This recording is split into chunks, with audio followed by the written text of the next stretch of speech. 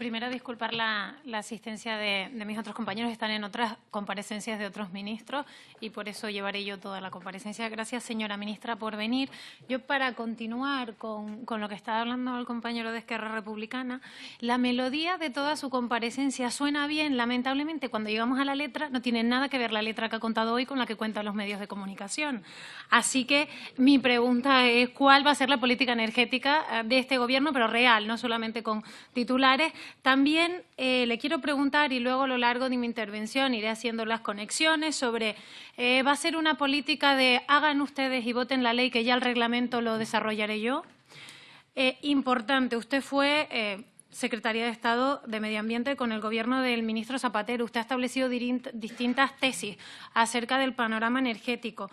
¿Se convertirá en la ministra de la tesis? Es decir, que la realidad será aquella que se acerque a sus tesis, o las tesis estarán abiertas a que se desarrollen y se debatan con el resto de partidos políticos. Tengo que empezar hablando, porque todavía no se ha comentado, sobre su papel en cuanto a la subida del precio de la factura energética en el tema del gas, con ese déficit del sistema gasista de los 4.700 millones de euros, ya que usted fue la responsable de la firma de la autorización medioambiental del proyecto Castor. En el desarrollo de ese Real Decreto Ley contemplaba en el capítulo 2, sección 1, artículo 5.1b, determinación del alcance del estudio de impacto ambiental por el órgano ambiental previa consulta de las administraciones públicas afectadas. ¿Por qué digo esto? Porque tanto el Observatorio del Ebro como distintos particulares manifestaron su preocupación ante la posible existencia de fenómenos sísmicos y se pidió que se hiciese el estudio al respecto. Lamentablemente, en el estudio de impacto medioambiental no aparecía ningún dato al respecto sobre pruebas sísmicas y hemos visto todos los resultados. Entonces, le pregunto, ¿por qué no figuraba en la declaración de impacto medioambiental de la que usted es responsable directa este tipo de medidas? ¿Cómo valora 10 años después la autorización del almacén de gas Castor? ¿Se hizo conforme al interés público de la vista con pliegos de condiciones que conllevaron a eso, a la indeterminación improcedente según el Constitucional? Y sobre todo, señora ministra, algo súper importante. ¿Usted volvería a firmar esa declaración de impacto medioambiental sin haber hecho los estudios de sismicidad? Creo que es algo muy importante y que nuestro litoral, en este caso mediterráneo, agradecería. Tengo que hablarle, como no, del carbón, porque usted ha manifestado directamente, y perdone que hable primero de política energética, usted ha dicho que el carbón tiene poco futuro. Idea que mi grupo comparte, ya que lo hemos manifestado en toda España. Lamentablemente, el presidente de su Gobierno temporal dice todo lo contrario. De hecho, se ha comprometido a que el PSOE abogue por una transición y un pacto energético que contemple el carbón, incluso hablando de garantizar las extracciones de carbón, por ejemplo, la mina de Hunosa, hasta 2025.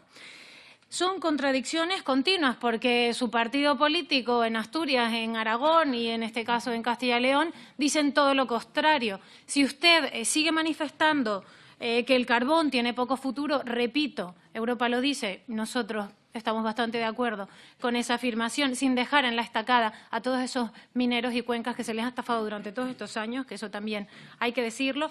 Pero si usted mantiene esa afirmación, entonces, dígame a qué Partido Socialista tenemos que creernos. Y si la sigue manifestando y usted dice que la posición del Partido Socialista respecto al carbón es la suya, entiendo que tendrá a bien decirle a su partido político o a su grupo parlamentario que apoyen por fin la comisión de investigación sobre qué ha pasado con todos los fondos destinados a reconvertir al sector minero, que el Partido Socialista ha votado en contra de que se haga. No entendemos por qué no se quiere investigar qué ha pasado con el dinero de todos que iba destinado a reconvertir ese sector y que a día de hoy no se ha efectuado. Así que entiendo que estará de acuerdo con nosotros que es necesario saber de dónde van las cosas y por favor díganos a qué Partido Socialista tenemos que creernos. En cuanto a energía nuclear, usted ha hablado por encima. El otro día en la reunión que tuvimos también le pregunté directamente y no me respondió en el Ministerio. ¿Qué va a pasar con las centrales nucleares? Tenemos que hacer caso a las declaraciones en las que usted ha dicho no debe ser mucho mayor el precio de cerrarlas que de mantenerlas abiertas. ¿Contempla usted el cierre de las centrales al final de la vida útil? fácil o contempla usted, tal y como dice el informe de expertos que se ha creado, que es necesaria, que se contempla una ampliación temporal sobre estas centrales? Y lo digo porque, estando de acuerdo con lo que decía el señor Capdevila, ¿con qué dinero vamos a pagar el desmantelamiento? Necesitamos saber si a partir de dentro de 2 años se van a cerrar todas las centrales o si se contempla algún tipo de ampliación. Y por eso, lo que decía antiguamente de las tesis. Primero, hablar, porque muchas veces se cita el ejemplo alemán, que ha eliminado la parte nuclear, pero el 40% de su energía sigue siendo con carbón. Entonces, usted apostará por el carbón, por la nuclear, ¿qué es lo que hará? Y respecto a lo de las tesis. En una de las tesis que usted ha publicado recientemente, o de los informes que ha publicado recientemente, habla de que el aumento, o sea, el cerrar las centrales nucleares tendrá un aumento de la factura energética de unos 14 céntimos o entre 14 céntimos y 2 euros al mes aproximadamente. La realidad es que el pasado mayo 2 de las 7 centrales se tuvieron que detener por motivos de mantenimiento y la factura se incrementó más de 4 euros en ese mes, con lo cual su tesis no obedece a la realidad que se ha planteado y por eso le pregunto si la realidad se va a adaptar a sus tesis o si sus tesis se irán adaptando al final a la realidad. Nos preocupa muchísimo la creación de impuestos que han publicado, es decir, cuando habla de impuestos medioambientales, cuando se habla de la eliminación, en este caso, de todas las subvenciones del diésel. Al final, si cogemos sus titulares y no lo que ha dicho aquí hoy, lo que vemos es que va a subir el precio de la luz a todos los ciudadanos de este país, va a subir el precio del diésel de manera determinante, digo siempre en función de los titulares, que repito, no tienen nada que ver con la letra de la melodía que escuchamos hoy por la mañana. Habla de creación de impuestos también, al final es como un compendio de titulares inconexos y que la única conclusión que nos da es que los españoles van a tener que pagar más, porque no hay planificación en medio de esos titulares. La improvisación cuesta dinero a los españoles, ya lo vimos. Usted, además, fue parte responsable también de ese boom fotovoltaico que estafó el Gobierno del señor Zapatero a todos esos pequeños productores a los que se les dijo que el Gobierno les iba a apoyar si apostaban por el sector renovable y que el Gobierno los dejó en la estacada. Entonces, me gustaría también preguntarle, después de dejar claro que sus titulares lo único que nos indican es que va a haber una subida de precios y que los ciudadanos van a pagar más, me gustaría preguntarle también qué papel cree que va a tener el gas en todo esto. ¿Apuesta el Gobierno, su Gobierno, por el sector del gas? ¿Qué vinculación tiene con el sector del gas, señora ministra? Usted hablaba de usted hablaba de eficiencia energética. Y créame que soy una de las mayores defensoras de la eficiencia energética en nuestro parque edificatorio. Lamentablemente, y usted hablaba de que el ahorro energético además es prioritario, lamentablemente tenemos ahora mismo este Real Decreto de eficiencia energética en consulta pública. Este Real Decreto dice todo lo contrario a lo que usted ha dicho hoy. En este Real Decreto, entre otras cosas, que se debería avanzar, este Real Decreto debería ser para avanzar y para no retroceder 10 años en materia de eficiencia energética. Sin embargo, en este Real Decreto aparecen pinceladas como la siguiente.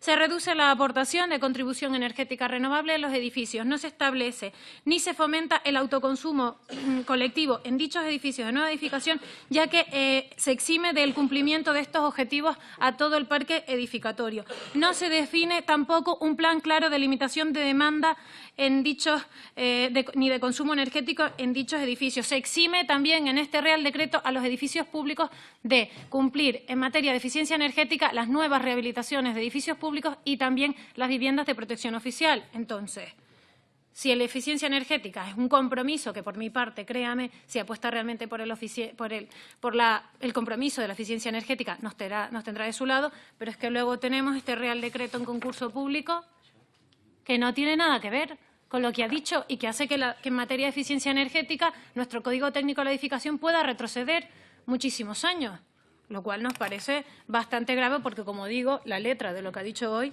no tiene nada que ver. Y entonces me gustaría preguntarle también si nos podría decir qué es para usted un edificio de consumo energético casi nulo, porque este Real Decreto ni siquiera aborda ni la definición principal ni el objetivo de dicho tipo de edificación. También me gustaría preguntarle cuál es la opinión del Ministerio respecto a la decisión de disminuir hasta el 20% de la contribución mínima de energía renovable para cubrir la demanda de agua caliente sanitaria. Este Real Decreto es un despropósito en materia de avance en cuanto a eficiencia energética.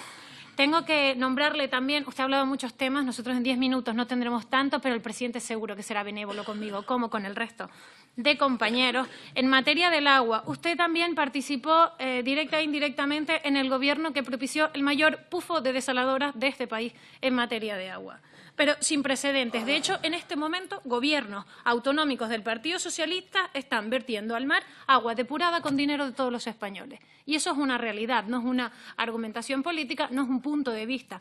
Eso está pasando. En este momento hay unas zonas en la Comunidad Valenciana en las que tenemos dos opciones. O pagamos una multa a la Unión Europea de más de 50 millones de euros por no poner en marcha unas desaladoras financiadas con subvenciones europeas, o quiebran los municipios de dichas desaladoras porque tendrán que hacerse cargo porque la regulación de ese momento no contemplaba la gestión. Las improvisaciones en materia del agua por parte de su Gobierno y los siguientes, porque esto no va de un color político, esto va de que el bipartidismo ha sido muy irresponsable. En materia del agua, hacen que nunca se haya tenido en cuenta que el agua va a ser el bien de mayor calado que tengamos que tener en el futuro. Nos han caído multas por tratamiento de aguas. Ha hablado también de economía circular y yo quiero hablar de la economía circular en el ciclo del agua. También España solo reutiliza un 8% de nuestro agua. Tenemos modelos en Estados Unidos de más del 40%, en Israel mayores al 90% de reutilización de agua.